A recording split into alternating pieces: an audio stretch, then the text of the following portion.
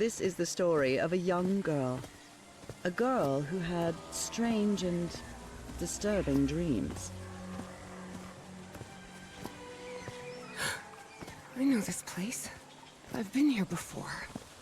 This is the ancient stone city amidst the jungle.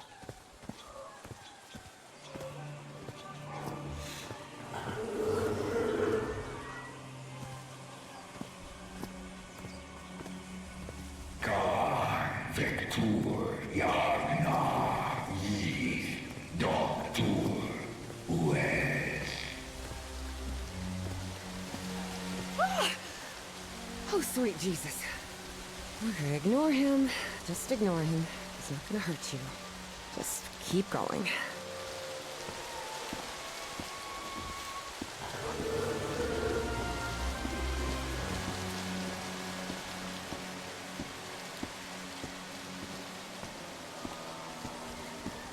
This constellation. Where am I? This is not the Earth. Kar Vectur Yagna Eve.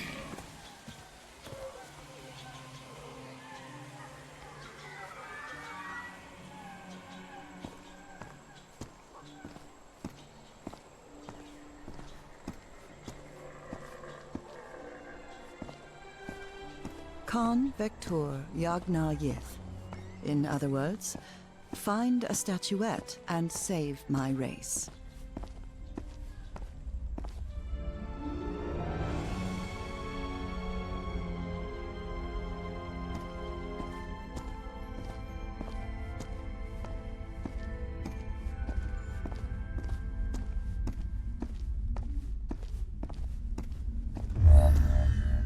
The statuette! Here it is. Finally! I have to get it, I have to...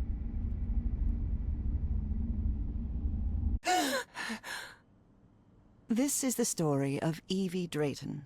Quick. Before I forget. Where did I put my notebook? I have to write everything down. Looking for answers was part of Evie's observant nature and analytical mind.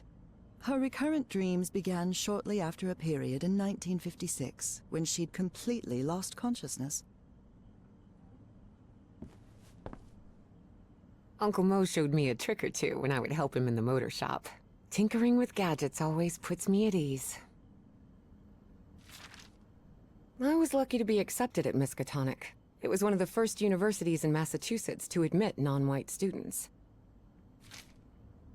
I couldn't leave my science fiction book collection in Benoit. Spitsbergen Island and Svalbard. Apparently I researched this area of the Arctic thoroughly during the time I lost consciousness.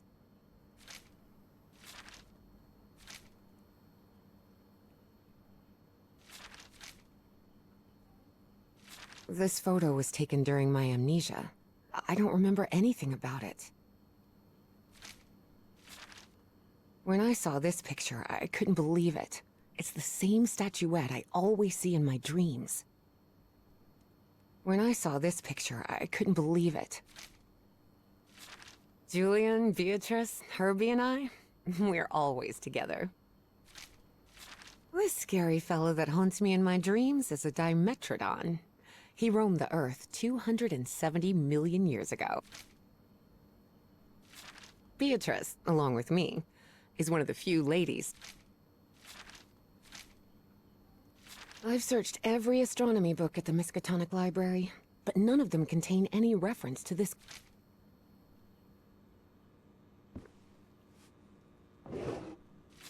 The Hydrangea Foundation took care of the insurance payout for Dad's accident. I had scholarships to attend several black colleges in the South, but it was the Foundation's money that allowed me to cover the tuition here at Miskatonic. Oh, here it is. Evie's Nightmare Journal. I must have written about 1,000 letters to the archaeology dean in Miskatonic, and I've never received any answer.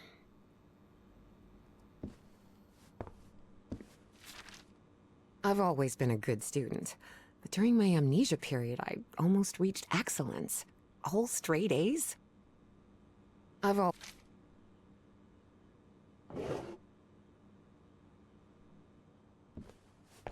Rhythm and blues is definitely my kind of music. Thank goodness. Still have a couple hours until thermodynamics class starts. Reverend Charlton was adamant that I bring this cross to college. He must think Arkham is a den of iniquity and wickedness.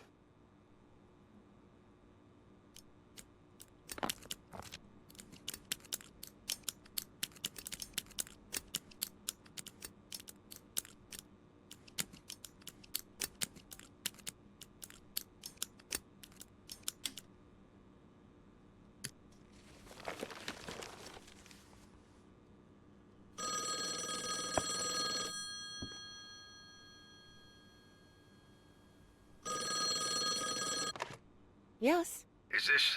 are you Evangeline Drayton? that's right. Who am I talking to? I am the Dean of Archaeology at Miskatonic University. I believe you wanted to ask me some questions, right? Yes. Yes, of course. It's a pleasure to finally meet you, Professor Meet me today at 6 p.m. at 5 Prospect Road, outside of Boston. Boston? That's almost a 2-hour train ride from Arkham. I thought Do you want to talk or not? Yes, of course. I'll be there. 6 p.m., Prospect Road. See you in a couple of hours, Professor. All right, I should get ready. There's a lot of information here about my strange dreams and my Before leaving, Evie asked herself if she had finished gathering all the information in her room. I don't think I finished reviewing everything here yet. The medical report from my amnesia episode. According to this, I'm as fit as a fiddle.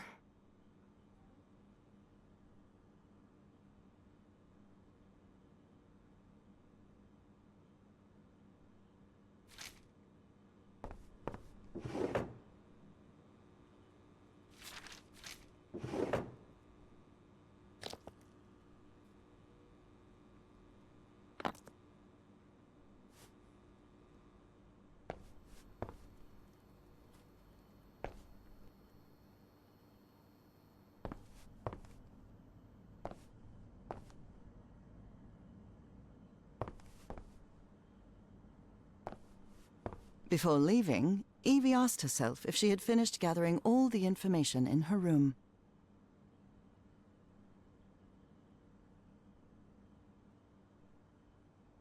All right, I think I've gathered what I need. As odd as it seemed to Evie that the Dean didn't meet her at the university, her need to know was stronger than her doubts. She was determined to attend the meeting. There, she would come across another protagonist in this story.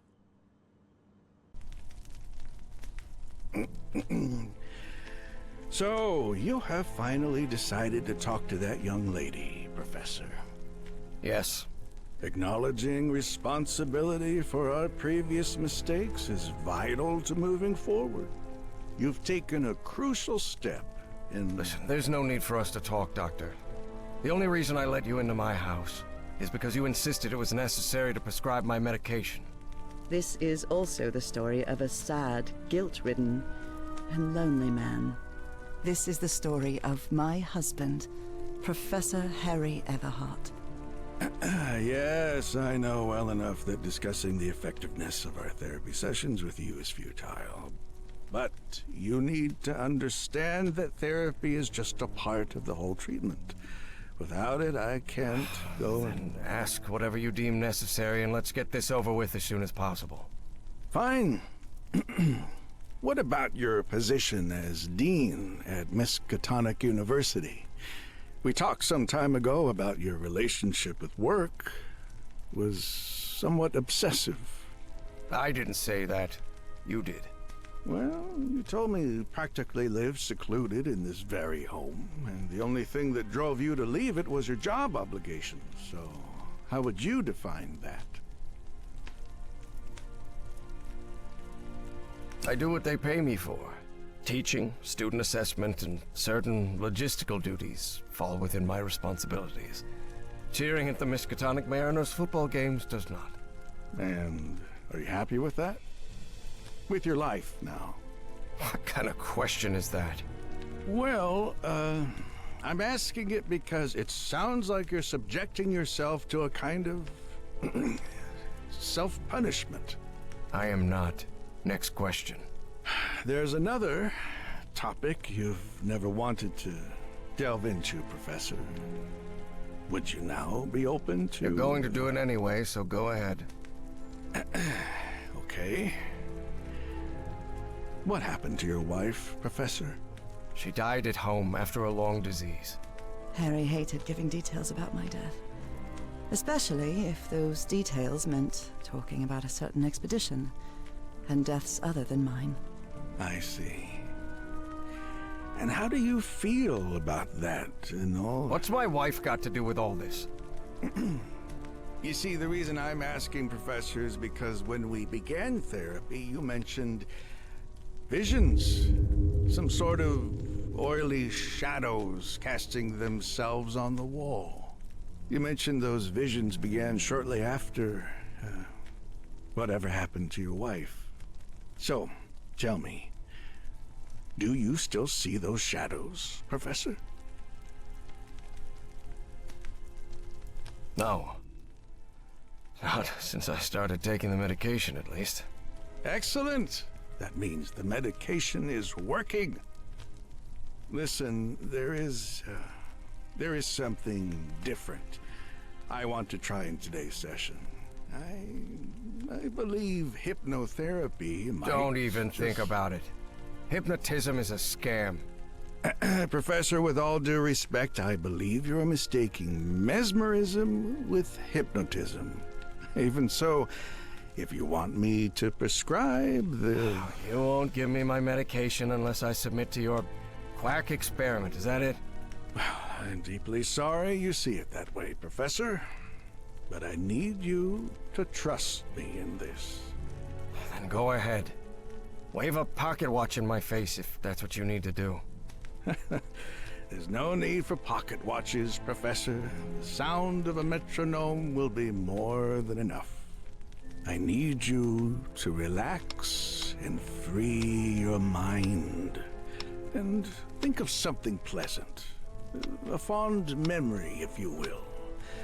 Something that took place here, in the Everhart Manor. A fond memory? In this place? It wasn't easy for Harry to find a fond memory in the same manor where he had spent an extremely unhappy childhood. Maybe. Maybe. December 1930. The last Christmas my wife and I ever spent at Everhart Manor. She insisted on coming, despite my parents never approving of our marriage. But that was the kind of person she was. Interesting. Tell me more about it, Professor Everhart. Every time I gave her a present, I prepared a little scavenger hunt. She loved it. She loved solving my stupid riddles. As you may have noticed, this story has more than one protagonist. And though I am not one of them, I believe I, Nora Everhart, play a crucial part in it. Can I open my eyes now, Harry? Not yet. We're almost there. Let me open the door and... Now, open your eyes. Look what you've prepared. It's another one of your scavenger hunts, huh? Of course, old pal. Now, if you want your present, you'll have to earn it. Can I use my journal to write down clues? Well, technically that's against the rules, but I'll turn a blind eye this time. You're so kind.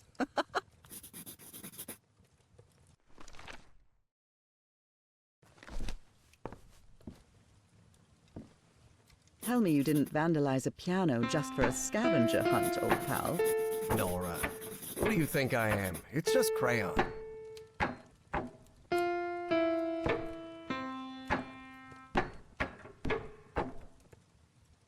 Wait. There's something wrong in this memory. This wasn't... Ignore it. Focus on that moment. Your wife. That happy memory.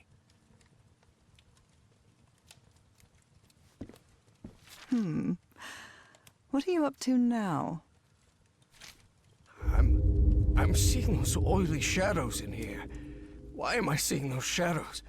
Focus, Professor. Keep remembering.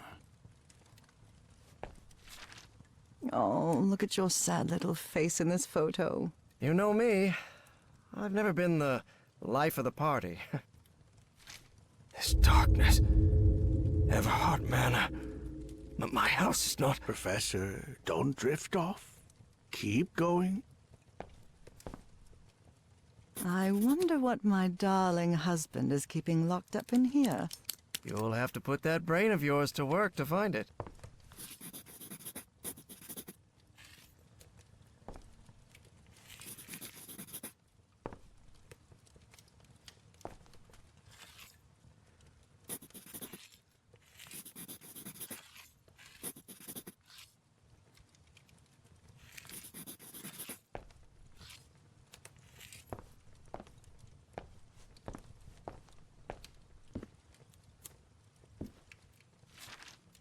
A new decade. I wonder what the future has in store for us.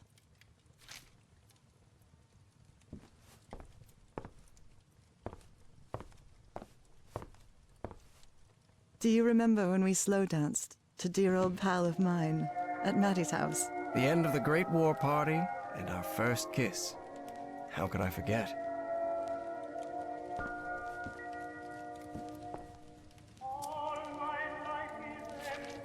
Oh boy, what a drawing.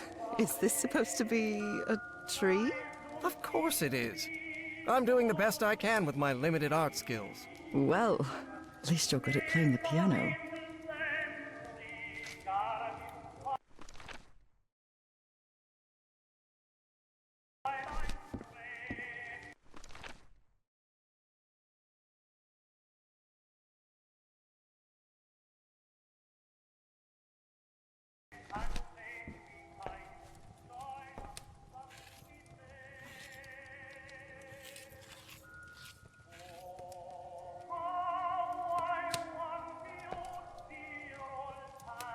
Lovely.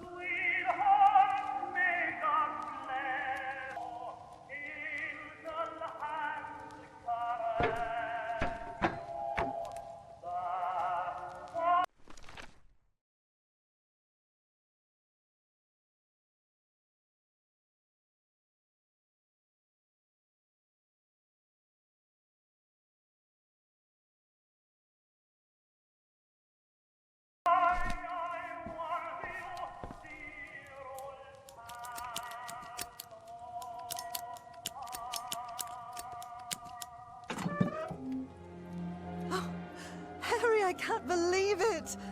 It's that statuette! And it even has a black ooze orb. Just what I wanted for Christmas. No. Wait. What do you mean a statuette? Don't touch it, Nora! Keep going, Professor. It's important.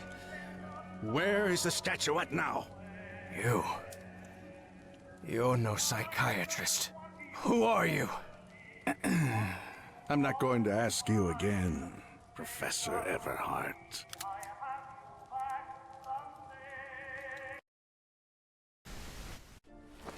Shortly after Harry's peculiar hypnosis session, Evie finally arrived at Everhart Manor. Prospect Road 5. Here it is. Professor Everhart. It's me, Evangeline. Wait. What is going on here? Professor? Is everything all right? Most people would have turned away and left, but not Evangeline Drayton. She had been waiting for months to talk with the professor. No way was she letting it slip away. So, she decided to climb over the walls of the Everhart Manor.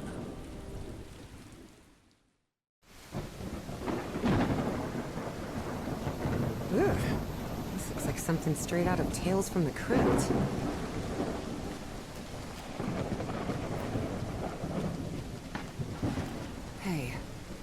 window is open.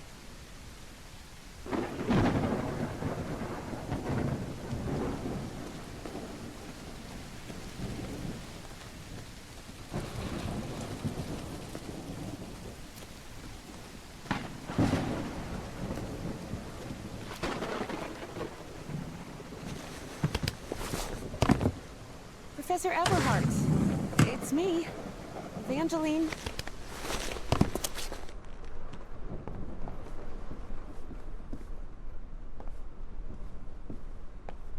It appears the Everharts have been quite well off for generations. Or so they used to be.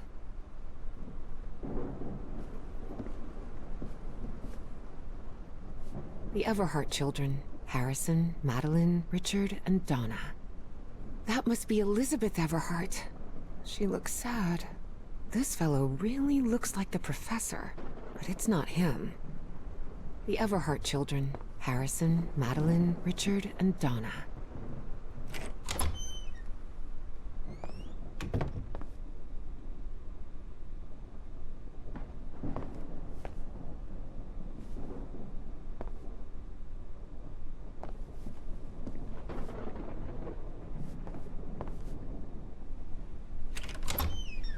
Wow, look at the size of this library. It's almost as big as Miskatonic's. Actually, it wasn't even a third the size of Miskatonic's library, but young people can be terribly impressionable at times. Is this young man Professor Everhart? It does look like him. There's something written in Latin on his frame. Non possumus. Good thing the skull is fake. Ugh.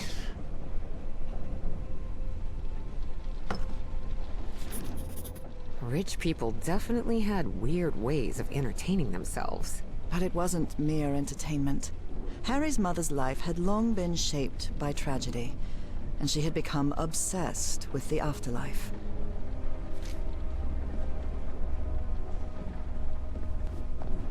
Goodness gracious. The professor's taste in literature is nothing if not peculiar.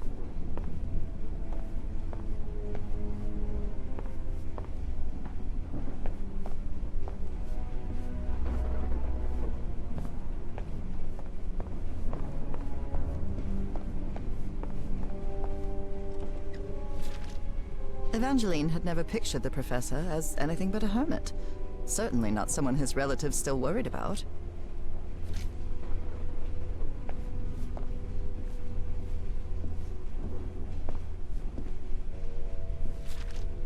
Troubling absences in my memory. That's exactly how I felt during those 3 months of 1956.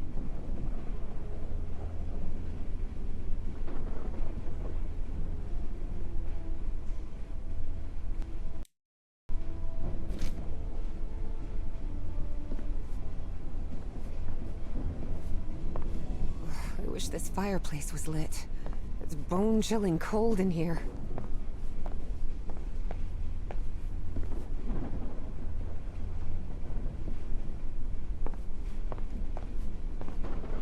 Dyer was my applied geophysics professor. He was very strict. Strange character.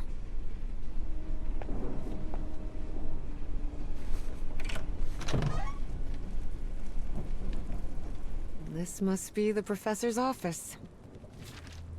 Astrology is the most utterly stupid thing I've ever come across.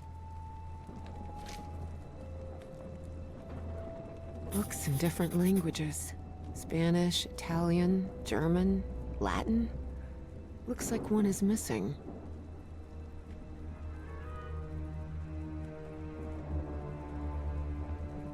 Professor Everhart doesn't look so intimidating in that portrait. The key. I wonder what this opened. Nora and Harry? The professor was married.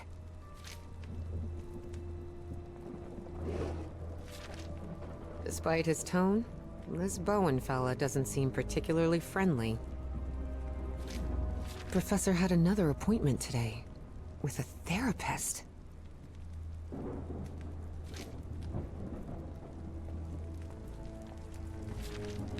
The greenhouse.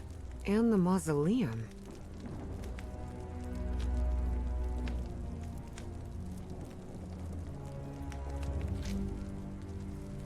Wow. The professor served in U.S. intelligence during the war. Someone lit the fireplace, but this room is still cold.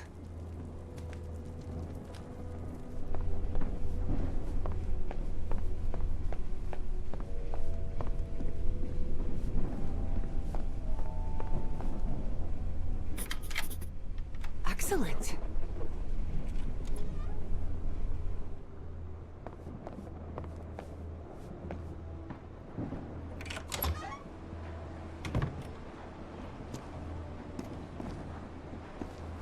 Can't see a thing in here. Better turn my flashlight on. Much better. These tools haven't been used in a long time. That explains why the garden was an absolute mess.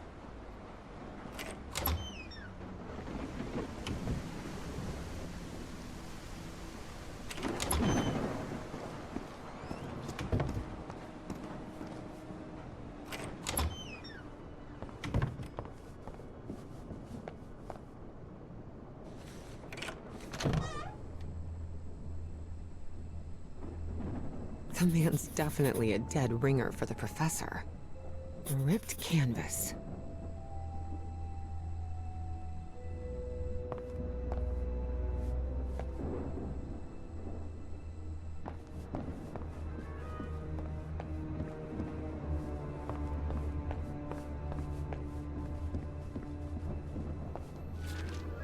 Looks like the professor's father was involved in politics.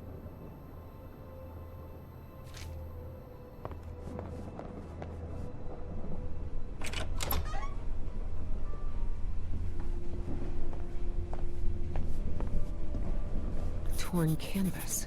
The frame reads, Sed Futura. There are a lot of pictures of that fireplace, oily shadows. Beginning to suspect the old professor's lost a few marbles.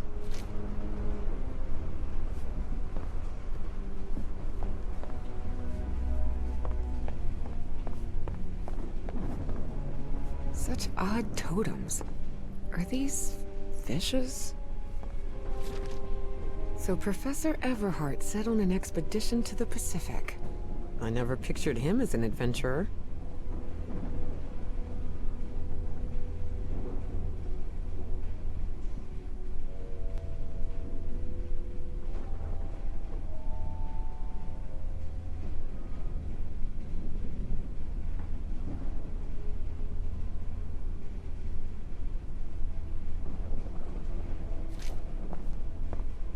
That expedition must have been quite important for him. Oh, it had certainly been important to him, and to the other expedition members.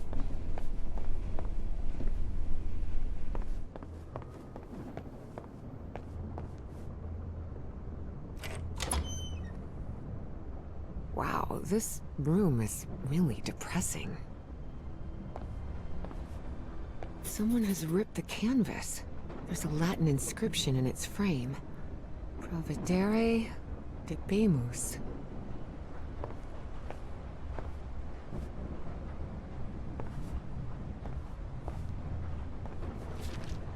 The driver's license of a certain Manuel Silva.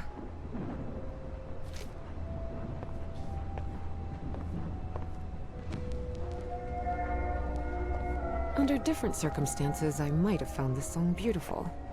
But at the moment, it sends a shiver down my spine. Looks like a memorial of some kind, dedicated to a woman.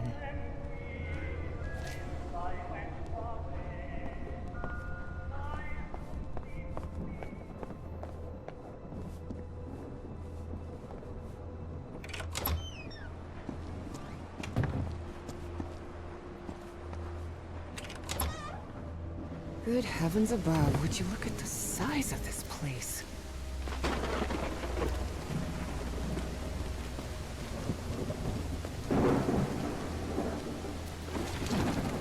This vase-like thing with a face engraved on it can be rotated.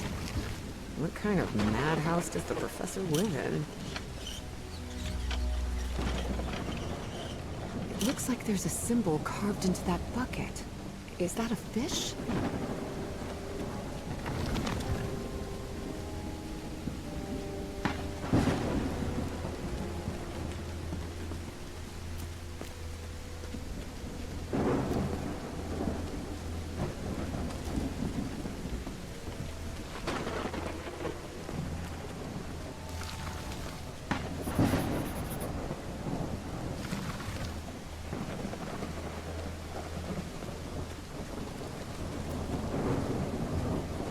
Careful. The stone staircase is slippery.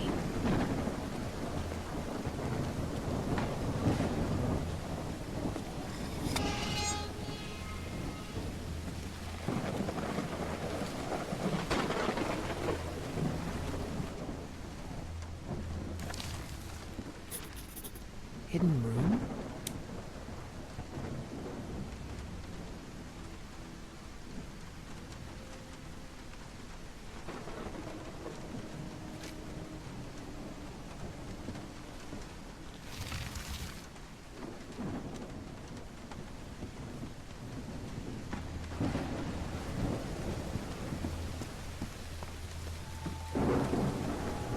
Gosh, this is so beautiful.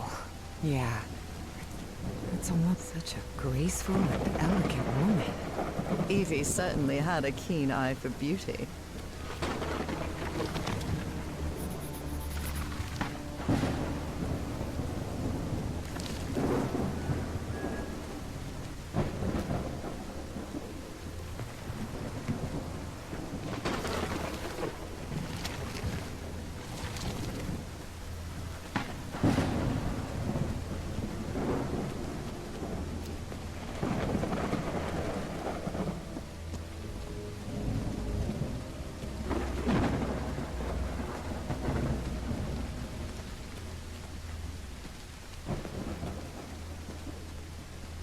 No use. It's locked.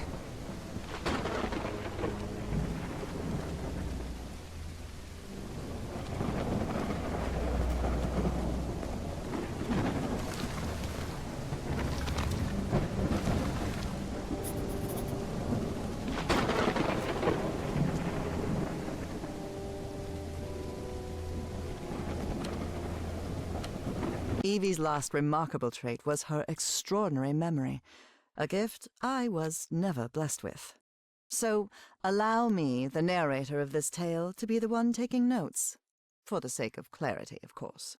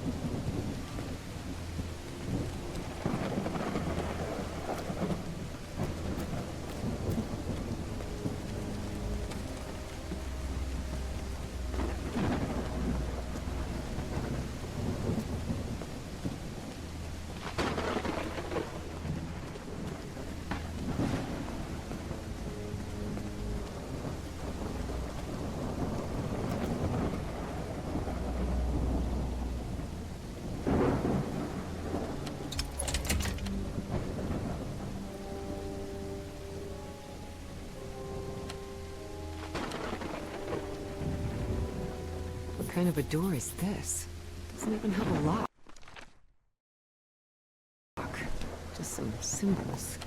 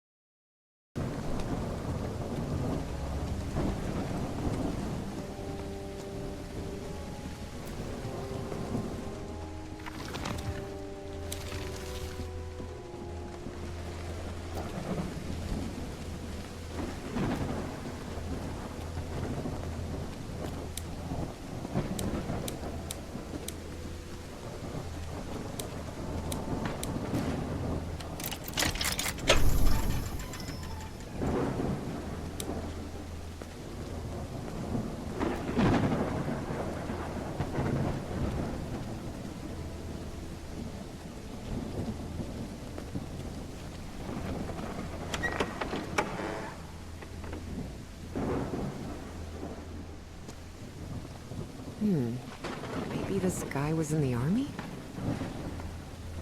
Found her path in the shadow of mourning? Father, husband, and servant of the people. This must have been the professor's father. That's from the Bible. Psalm 1, verse 1. This person must have been quite devout.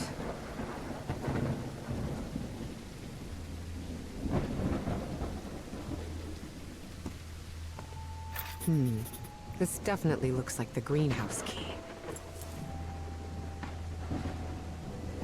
In loving memory of our firstborn son, John Everhart Jr. Oh dear. A dead child. This is simply heartbreaking. The inscription on the frame reads, Praeterita Mutare.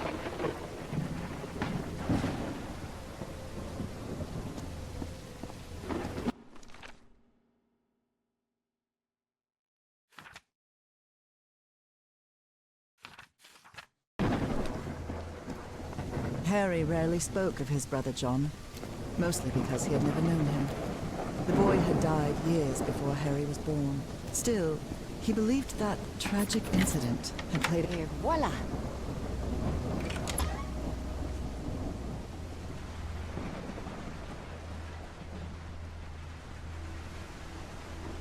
The professor really seems to be interested in botany.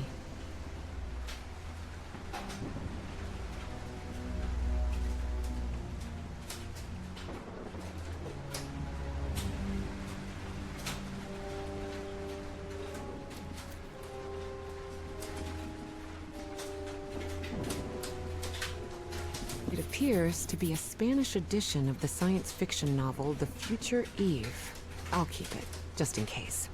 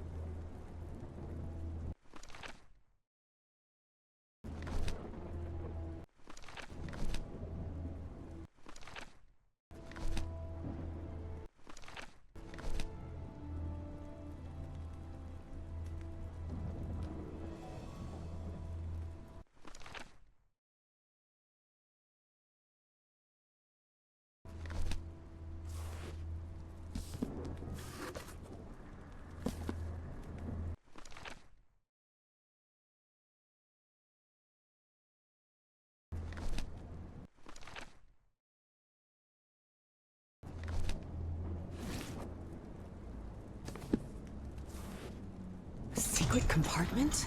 Evie had never been good with languages, least of all a dead one like Latin.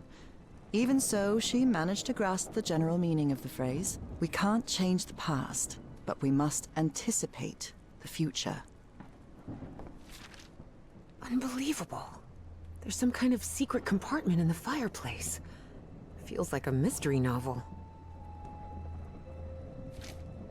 Looks like a music box of some sort?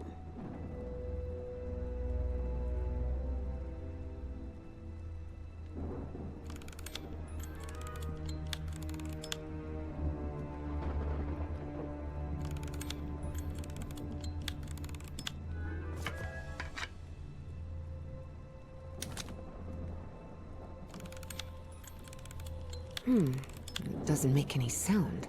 Maybe it's broken.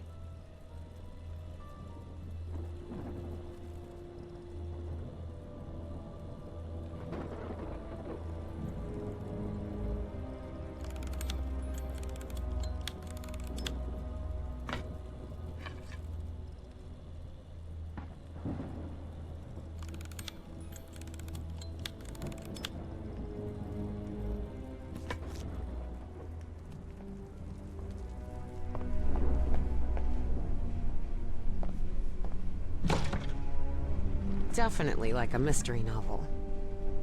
Ooh, I guess I need to go see what's down there.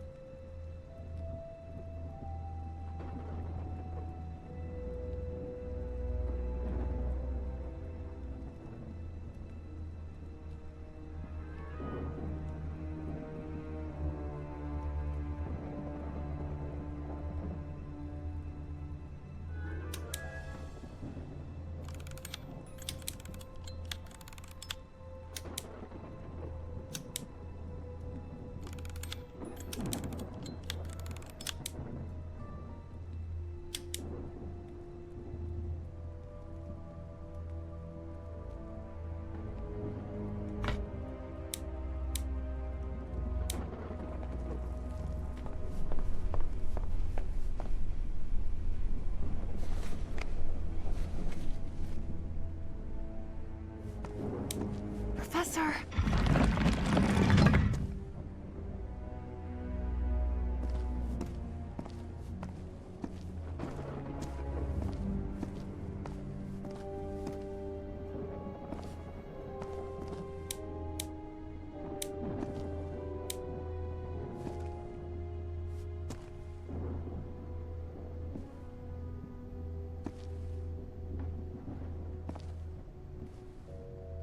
Professor! Professor! What happened? He's knocked out cold. The statuette's broken. And the sphere. Shattered to pieces.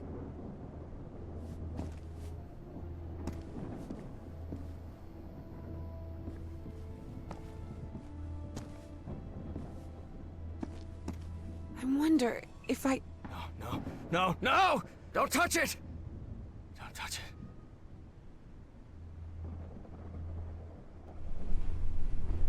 Introductions between strangers are always a bit awkward. But in Evie and Harry's case, things were even more uncomfortable, due to the unusual circumstances under which they had met. How are you feeling, Professor? Considering I was assaulted, knocked unconscious, and someone tried to rob me in my own home, I suppose not all that well. Evie didn't know where to start. So, she took the most formal approach. We haven't been properly introduced. I know who you are, Miss Drayton. We had an appointment today. And I can also imagine what it is you want to talk to me about. Evie was taken aback. He knew? So Professor Everhart had read her letters after all? I suppose you have some questions for me, so go ahead.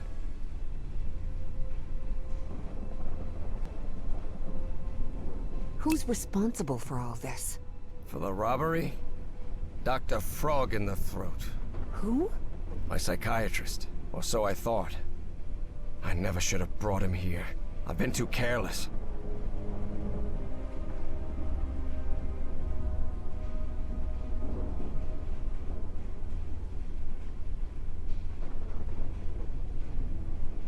I thought the statuette was in the Miskatonic archive. Yes, well, I brought it here for a research project I'm working on. about ancient civilizations. Harry couldn't come up with a better excuse than that. Because I've hidden it in my own house to keep prying hands from succumbing to the terrifying powers of the Elder Gods sounded infinitely worse. Statuette is in pieces. What happened? I destroyed it. You destroyed it? Yes. It was better than letting it fall into the wrong hands. Evie felt frustrated. After all the effort it had taken to get Professor Everhart to agree to talk with her about that statuette. And on that very day, that curmudgeon shattered the relic into 1,000 pieces. I read in a Herald article that the statuette was found in an excavation in Virginia. Is that correct? Yes. In the caves near the Rappahannock River. It was led by a professor from Miskatonic, right? Paisley or Presley? Nathaniel Wingate Peasley. Yes, Peasley. Do you think it would be possible to speak with him? No. He passed away a few years ago. Of natural causes. Or so I hope. What is, or was, that statuette? You haven't touched any of the pieces of it, have you? No. You made that very clear. Good. Because that black orb is made of... Harry thought of telling her the orb contained the blood of an Elder God that came from beyond time and space. But he chose not to frighten Evie for now. a very dangerous substance. Dangerous? What do you mean? Is it toxic? Worse than that. I've seen people lose their sanity and their health just by coming into contact with that substance. But there has to be more, right? More of those statuettes. I really doubt it. Are you sure? Because I'm convinced of it, Professor. And why are you so convinced of that? I've seen them. In my dreams. What are you talking about? Dreams about strange and ancient artifacts brought Harry bad memories. For personal reasons. My dreams. I mentioned them in my letters. You remember? So, I've long dreamed of a place. It's an ancient stone city, hidden in the jungle, from prehistoric times. And there are more statuettes like that one, all holding those black orbs. Miss Drayton, you better forget about... So, if Peasley found that statuette in Virginia, maybe there could be more there. Listen to me, Miss Drayton. Maybe in those caves I could find Enough more... of that! How could you be such a fool? Haven't you listened to a single word I've said? Don't you ever think of going near that cave in Virginia. Professor, you can't be serious. I need answers. Of course I'm serious! I forbid it! Are you done yelling now? All right. Now that you've calmed down, I'll tell you that I'm a grown-up, and you can't prevent me from going anywhere. And while we're at it, my mother taught me manners. And as far as I know, if it weren't for me, you'd still be locked up behind that fireplace. So maybe now's a good time to show a little gratitude. It had been years since anyone argued with Harry, and for the first time in a long time, he felt that an interaction with another human being had been authentic. Perhaps not very enjoyable, but authentic nonetheless. That fireplace can be opened from the inside, Miss Drayton. Oh, well, But even so, I owe you an apology. You've taken quite a risk without even knowing me, Miss Drayton.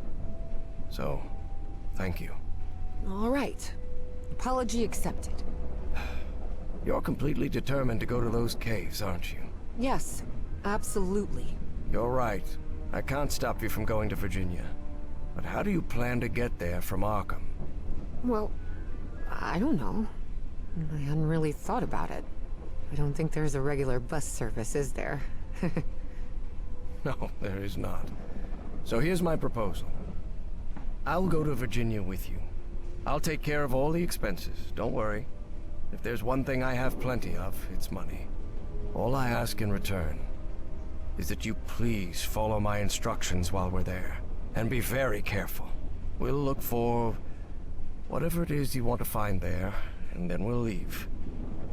Agreed, Miss Drayton? Yes, yes. Thank you so much, Professor.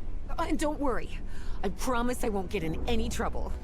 Harry couldn't help but doubt that Evie would keep her promise. But even so, he immediately liked that sharp-tongued and stubborn girl. Which made sense. Harry had been a good friend of Evie's father, after all.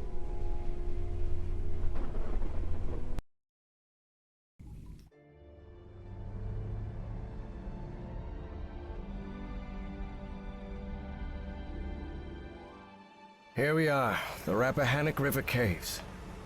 But this place is closed off. It is indeed.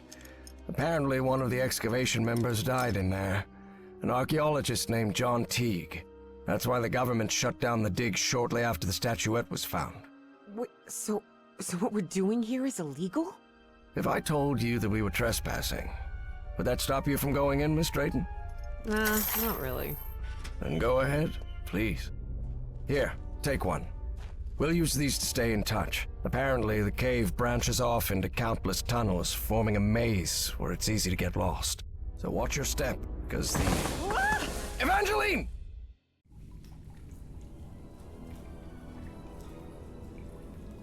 Miss Drayton! Miss Drayton, can you hear me? Are you alright?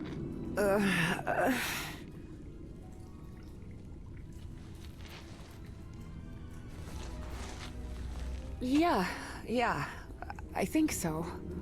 I'm safe. I'm on the path. Follow the excavation trail. It'll lead you to the underground lake.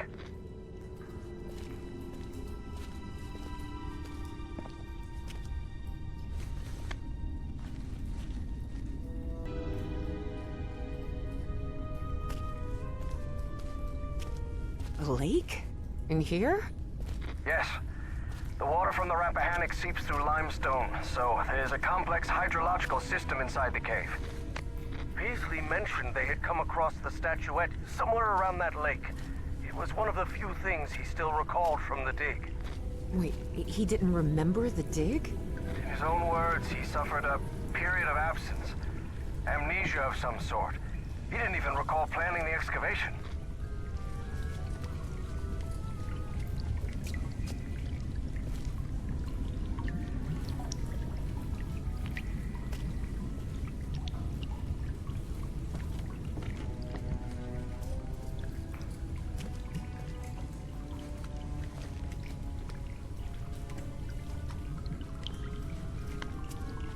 Professor, you won't believe this, but I had amnesia too.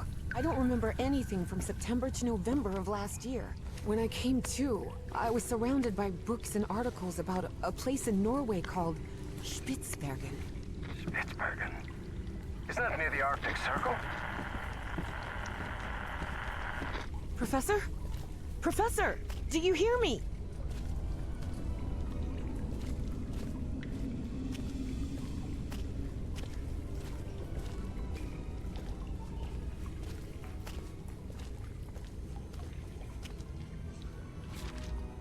Well, everything was properly cleared for the excavation, no doubt about it.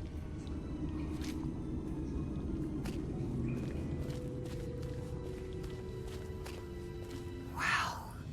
What is this place? Miss Drayton, over here. I'm here. I'm glad to see you. I thought you'd gotten lost. Are you all right? Yes, thank you. You weren't lying about those tunnels. Have you found anything, Professor? This mural. Come take a look at it.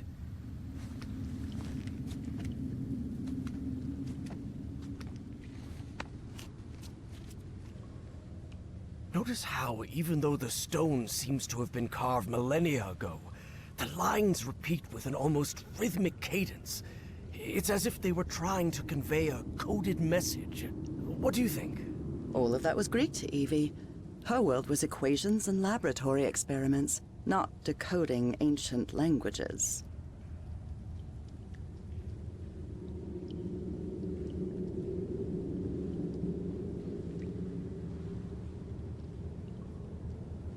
Well, I'm no expert in architecture, but I think I've seen structures like these in my dreams. Really?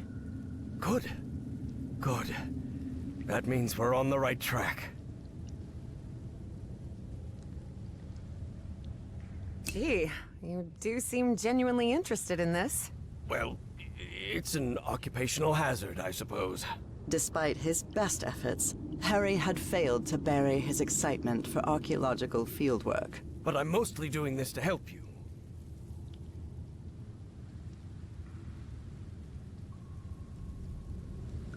Is there anything I can do to help? Take a look around the site. If you find anything worth noting, let me know. I will, Professor. Do you think we might find more statuettes like Peasley's down here? Miss Drayton, you were the one convinced you'd find more statuettes here, not me. Yes, you're right. I'll take a look around, see if I can find anything interesting. Fine. Just don't wander too far from the excavation site. What do you think this means, Professor? Warnings? Directions? Timelines? For now, it's hard to tell.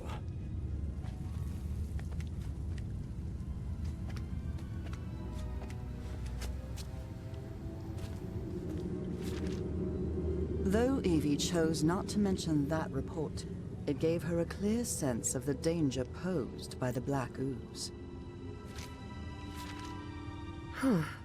The wording here is peculiar, to say the least.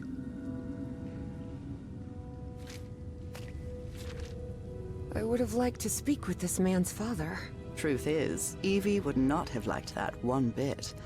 Nathaniel Peasley had always been a brooding... Such strange plans.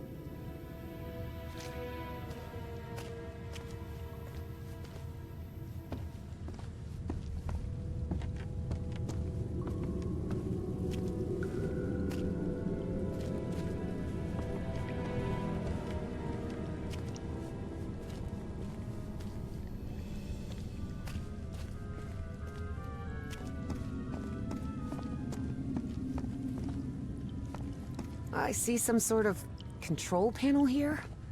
And what look like piano keys? Please refrain from touching anything, Miss Drayton.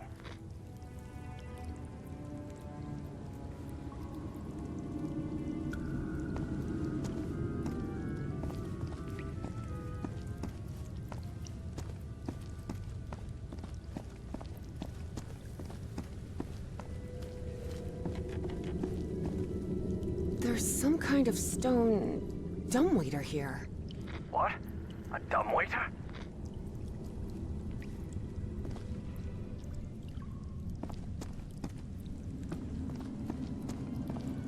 I see some ruins rising out of the water here.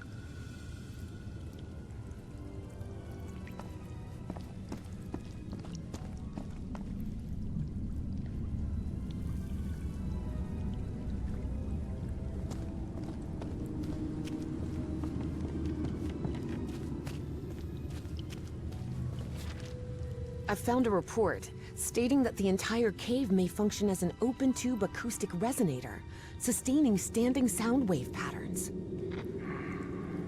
Yes, could be. Harry was a scholar, rather than a scientist. Of course, he hadn't understood a word of Evie's scientific jargon.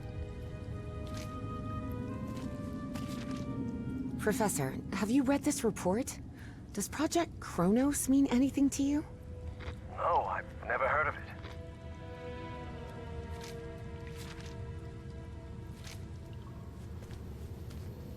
I found some diving equipment. What if Peasley didn't find that statuette near the lake, but rather beneath the lake? You're not thinking what I believe you're thinking, Miss Drayton. Well, that depends. What do you believe I'm thinking? Getting into that diving suit and going down into the depths of the lake. No. I just want to take a look around. That's all. An air compressor.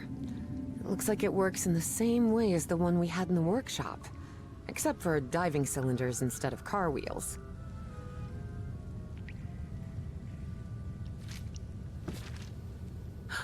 It seems they found the statuette in the depths of the cave's lake. Evie deliberately chose to omit that the man in the photograph had been entirely covered in black ooze. In the depths of the lake? Are you sure about that? Wait until I finish with this mural and we'll talk about it. Seems like a telephone for communicating with the diver. This empty cylinder will do.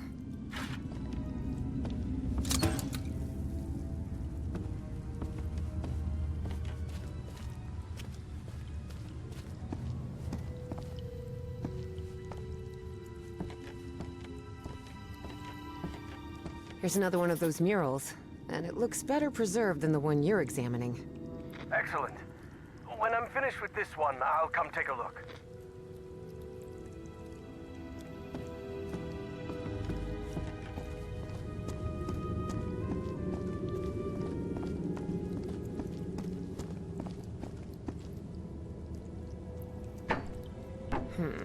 No, this isn't working.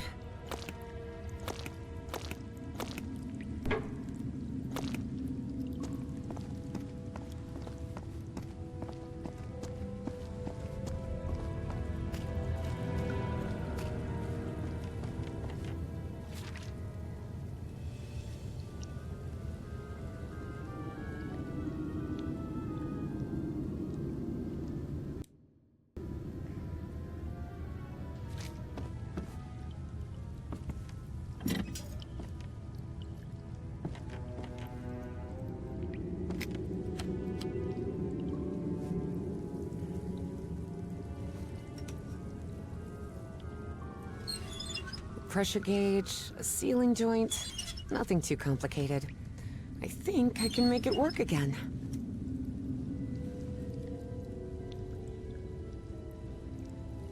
Oh, darn it. This machine doesn't seem to be working. Ugh, the diving platform isn't getting any power. What did you expect? The wiring in this place doesn't look too tricky.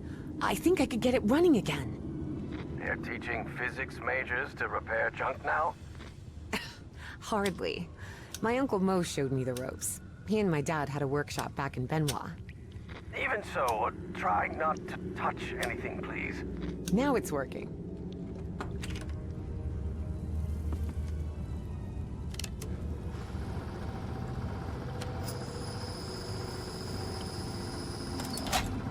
Well, it must be full of air now. You won't believe it, but I managed to get the whole diving system working. The suit is ready to— What? Didn't I tell you to leave that damn suit alone? But Professor, You promised you wouldn't get into any trouble. That's why I brought you here, remember? Yes, you're right. You're right. Of course I'm right. What were you thinking? Forget about going down. Oh, Peasley mentioned a refinery of some sort.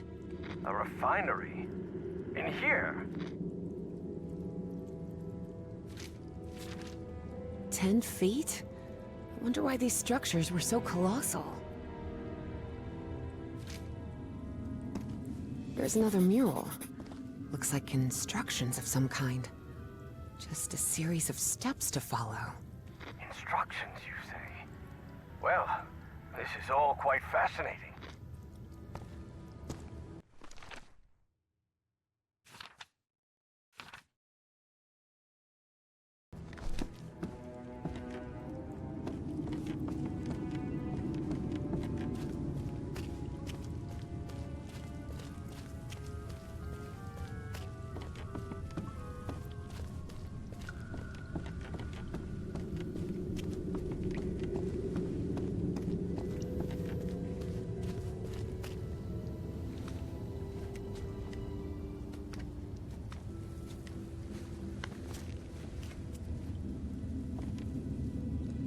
What do you think this means, Professor? Warnings? Directions? Timelines? For now, it's hard to tell.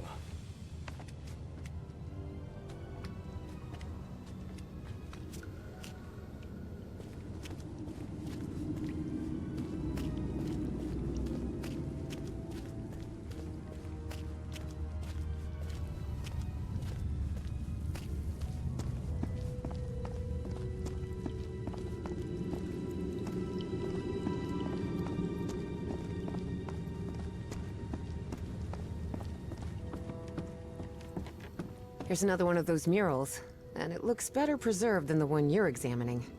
Excellent. When I'm finished with this one, I'll come take a look.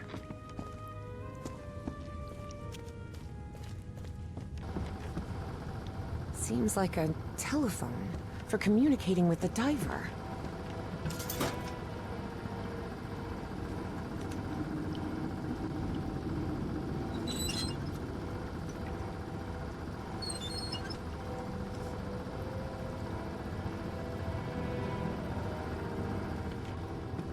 Evie knew perfectly well that going down into the depths of the lake was not only dangerous, it was reckless.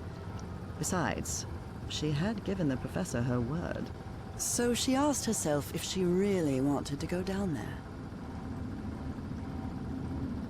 And the answer, of course, was yes. Professor, can you hear me? I'm sorry, but I'm going down. What? Are you out of your mind? Don't do it! You're going to... I have to go, Professor. I'm sorry.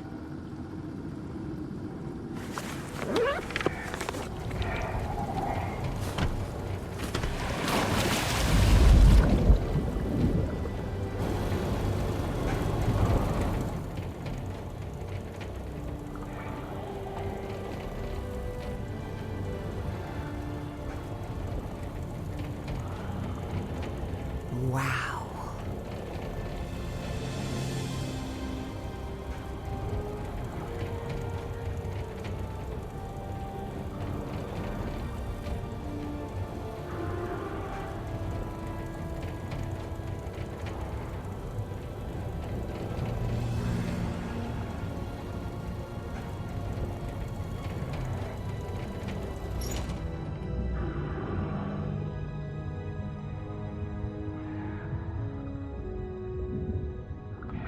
Evangeline? Yep, I'm here, Professor. How could you go down there on your own? That was utterly reckless. Don't you realize the danger you're in? Come back up right now. Please calm down. It's all right. I just want to take a look down here. Evie felt she was so close to finding answers. And she was already down there. What harm could it do if she just took a look at that refinery? This is madness. I should have been the one to go down. Professor, how could you possibly go down here at your age? What do you mean at my age? I'm only 67. Oh, I'm sorry. I thought you were like 80? Harry found himself thinking he might have let himself go too much. 80 years old? Really? Oh, must be the beard. Tell me what you see, please. It's hard to put into words. I never imagined an underwater cave could hold so much beauty.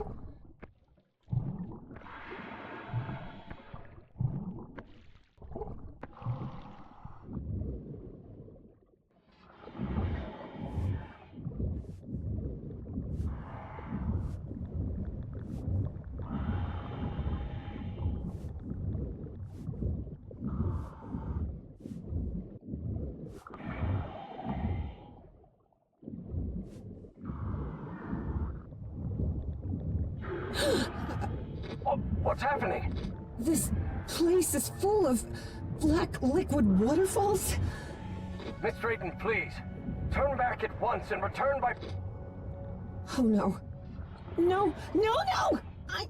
I'm trapped! There's a column of black ooze behind me. Oh god. What do I do? Keep calm, Evangeline. We'll find a way out, all right? And most important, don't go near the black ooze under any circumstances. Now move forward and tell me what you see.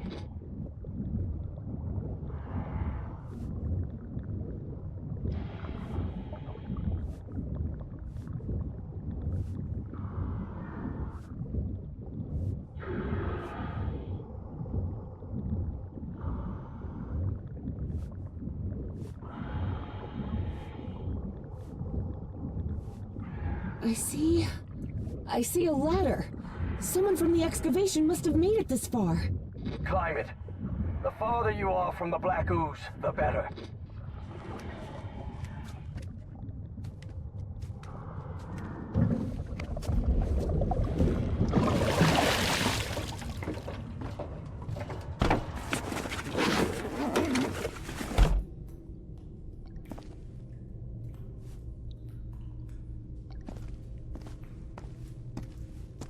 I'm out of the water. I'm in I think I'm in the refinery Peasley talked about. Professor, there's another mural here. Looks like a creature carrying the statuette and breaking the black ooze flow. So that statuette repels the ooze? It's odd, but it's our only choice.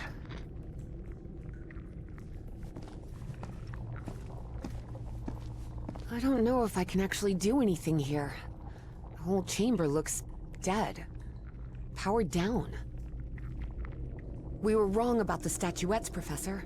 They're not ritual or ornamental objects. They're just energy containers, like a car battery.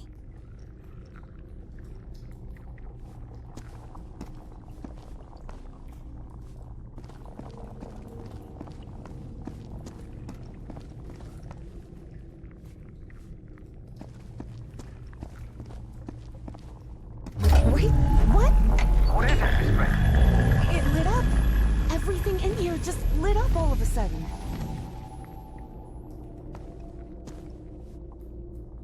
I can see one of those murals in here. But this one is massive. Wait a minute. I know this. I've seen this hundreds of times. In your dreams? No. At the university. This is a blueprint. A technical drawing. Thousands of years old, but that's what it is. And you won't believe this, but everything in here runs on... Black ooze. How could you possibly know that? I just know. Tell me what else is in the mural.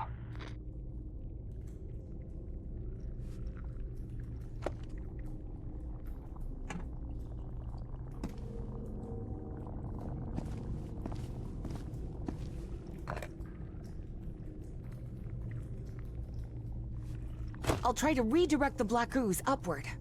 Fine, but please be careful. Don't worry.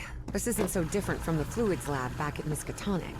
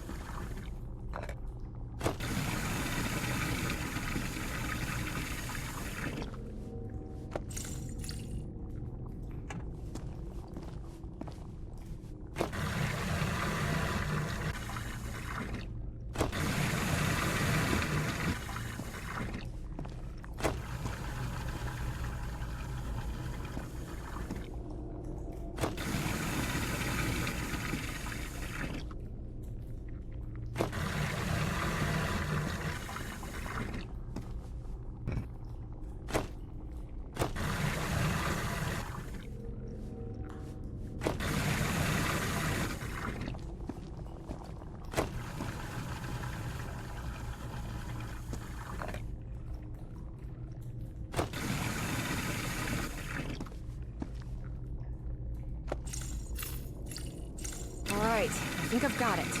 I've redirected the black ooze upwards, so... Yes. Something's happening up here. Let me take a look.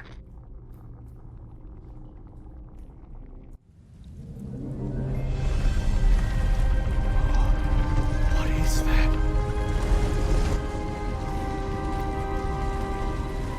Harry's fascination was growing. Here he had living proof of an ancient civilization with technology beyond anything he had ever seen.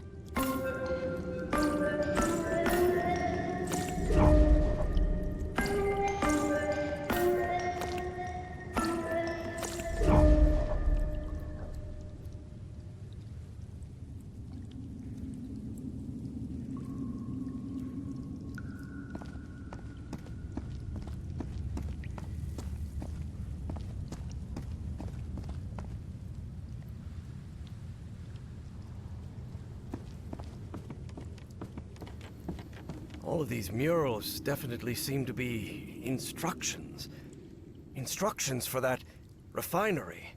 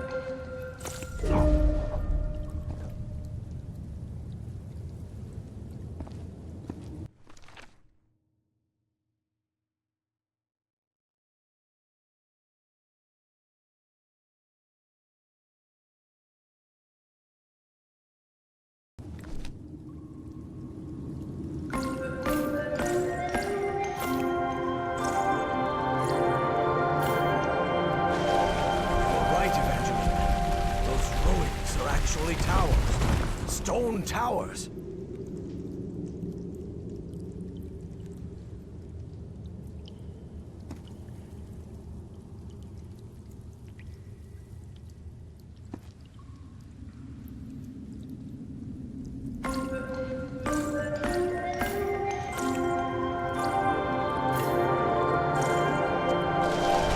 Towers have risen even higher. I believe I see an entrance ahead.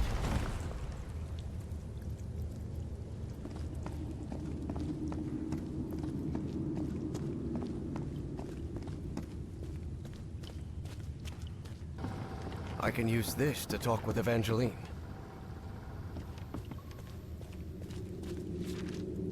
Rotation through the use of a substance. This civilization used the black ooze to power their contraptions. Like the Nicole, Harry thought, though he didn't voice it. It brought back too many bad memories.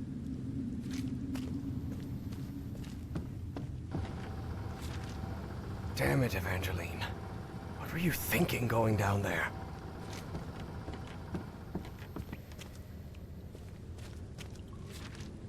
Black ooze again. Damn it.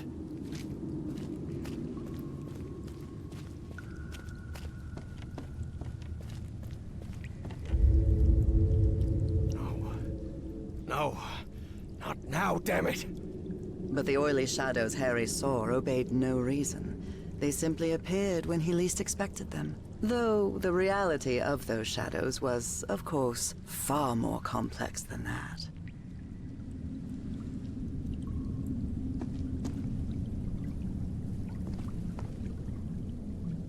Oh my. What is it, Professor? You were right. This stone tower is filled with statuettes.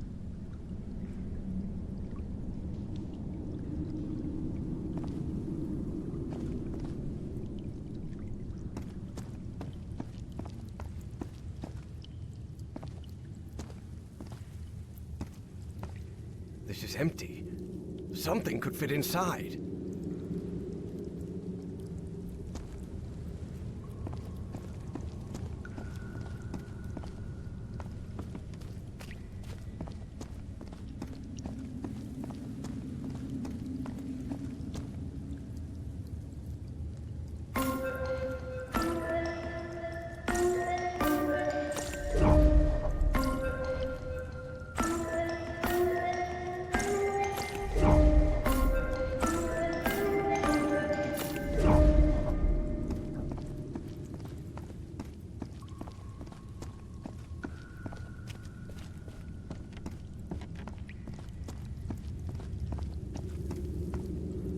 this mean? Filling?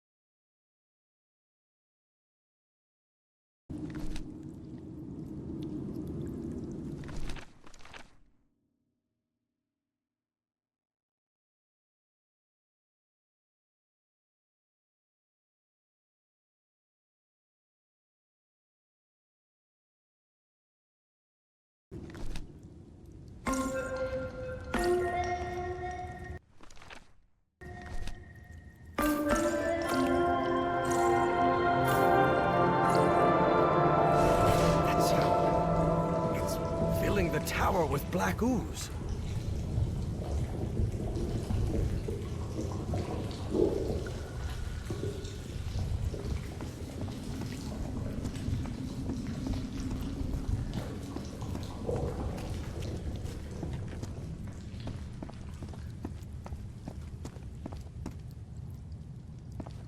This is empty. Something. What does this mean? Filling?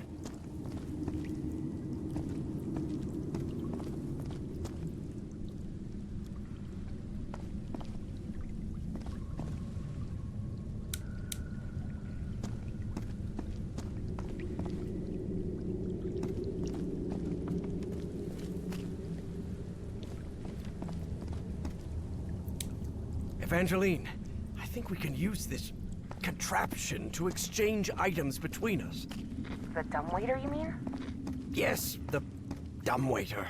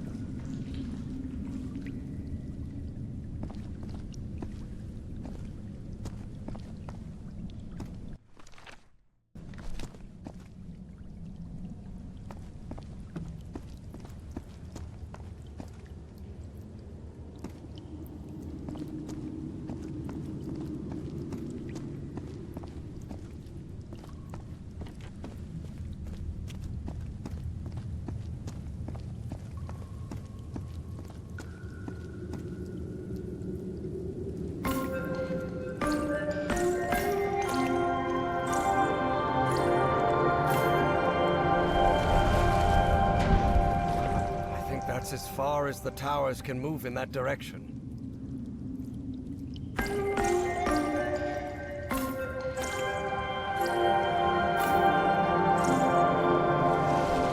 over the tower. I think I'm beginning to understand how their language works.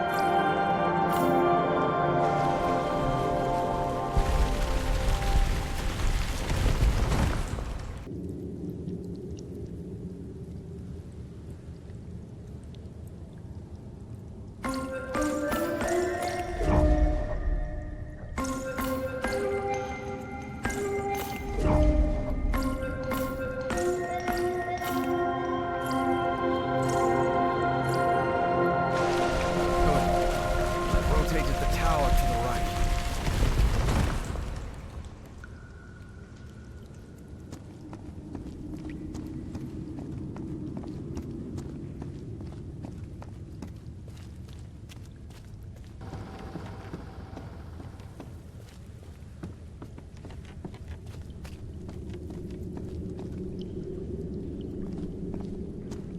Evangeline, there's another mural in here.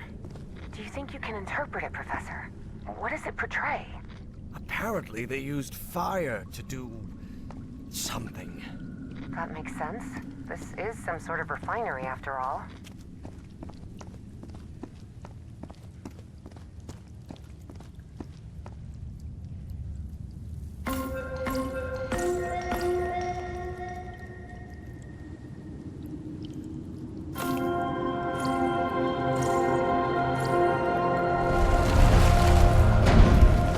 I think that's as far as the towers can move in that direction.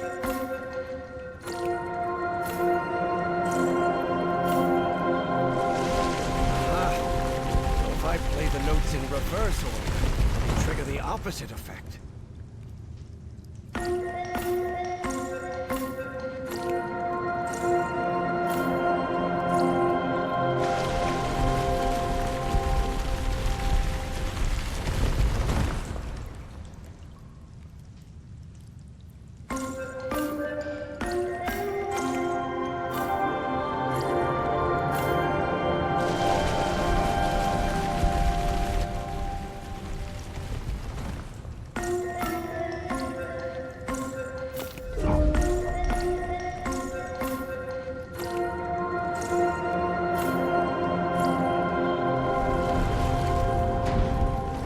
I think that's as far as the towers can move in that direction.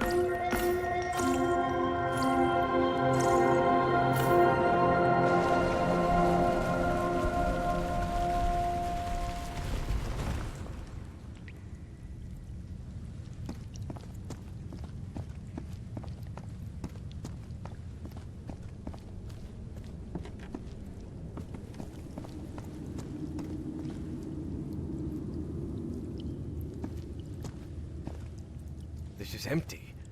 Something could fit inside.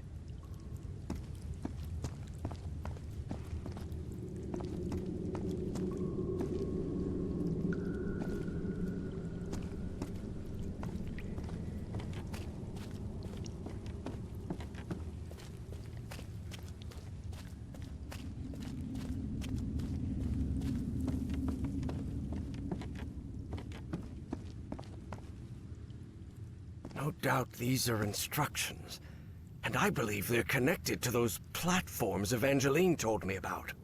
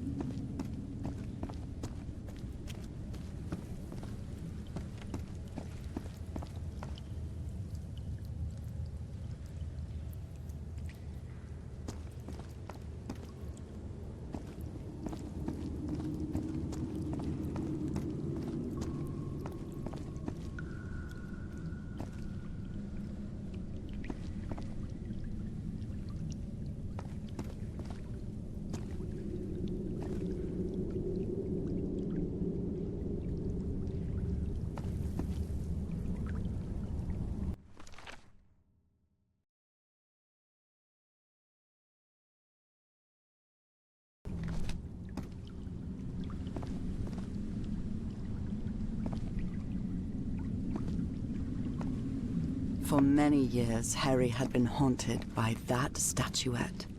Still, he felt reassured to find that none of these held a sphere of black ooze. The statuette fits perfectly.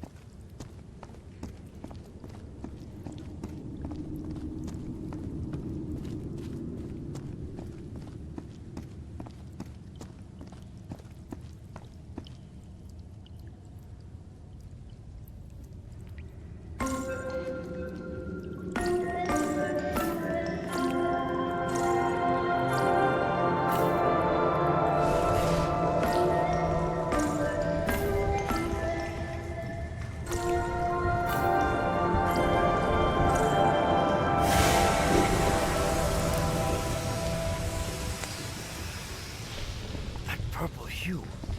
Yes, it should be complete now.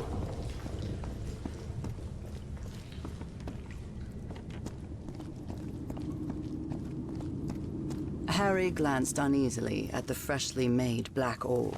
He didn't like it one bit. All right. I think I've followed all the steps. Now I just need to send it to Evangeline. I hope she knows what to do with it.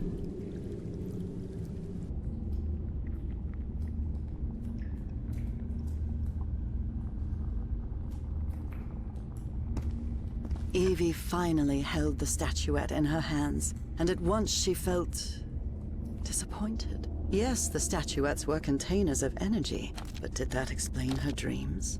Her visions? She had to learn more. Now it looks right. Excellent. Now you should be able to cross safely. Come on, get out of there, quickly!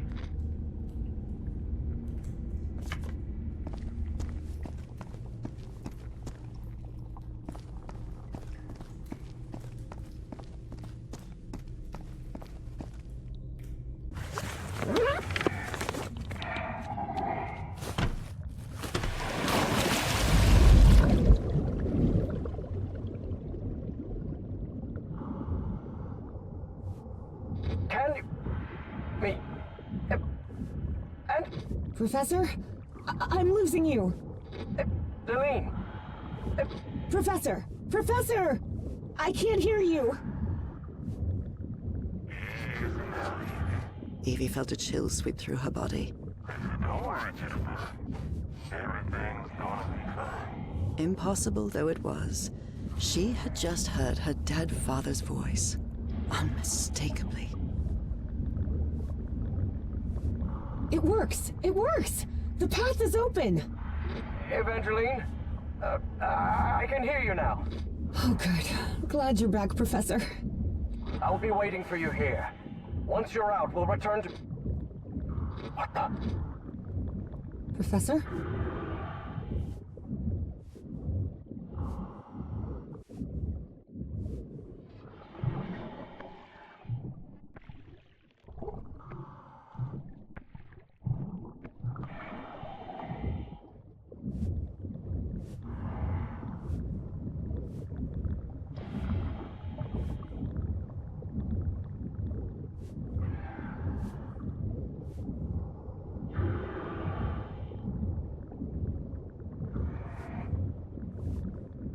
Evangeline, listen to me.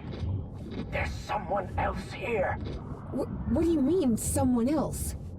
Stay down there until I tell you to... Professor? Professor!